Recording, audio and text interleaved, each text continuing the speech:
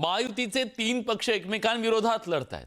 मुंबईत युती केलेल्या शिवसेनेनं भाजपसोबत अनेक ठिकाणी पंगा घेतलाय। हे कमी म्हणून की काय? नवी मुंबईत भाजपच्या अंतर्गत सुद्धा नाईक आणि म्हात्रेंमध्ये संघर्ष पेटलाय।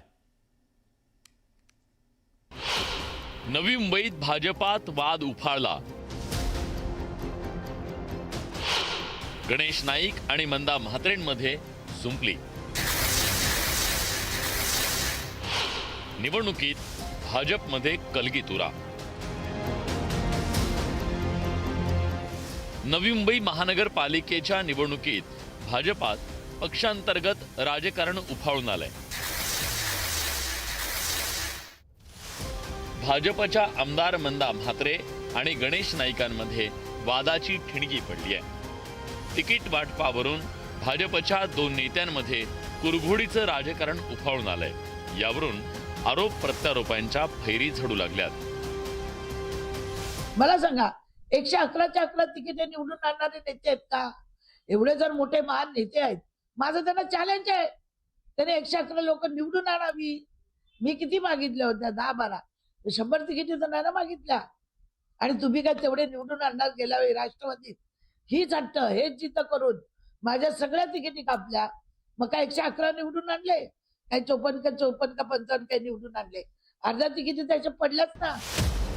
मंदा म्हात्रे यांच्या निकटवर्तीय 13 इच्छुक उमेदवारांना स्वाक्षरी नसलेले एबी फॉर्म देण्यात आल्याचा आरोप केला जातोय।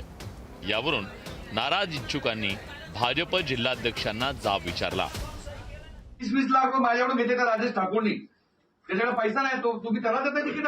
म्हणजे तो बीजेपी वाला आहे का? पहिले ते कन्फर्म करा ना। 6 महिने नाही झाला, 10 बॅनर लावले, झाला बीजेपी वाला। त्याचे निवडून येतो बघू ना आपण पण।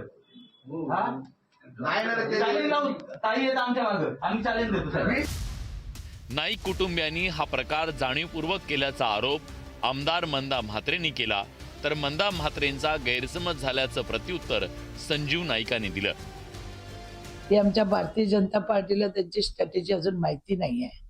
नगरसेवक निवडून आणायचे, पुन्हा घेऊन जायचे, शिवसेनेतून राष्ट्रवादीत, राष्ट्रवादीतून भाजप, उद्या भाजपमधून पॅनल तयार करणार होते, तुतारीतून उभे राहिले, पुन्हा त्यांना घेतलं।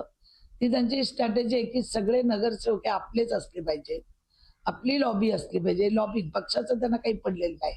आणि भारतीय जनता पार्टीचे तेव्हा डोळे उघडतील जेव्हा सगळे पुन्हा आलेले घेऊन जातील। आम्ही म्हटलं की जे तो पक्ष निर्णय घेईल तो आम्हाला, कारण शेवटी भारतीय जनता पक्ष हा एकटा निर्णय घेत नाही।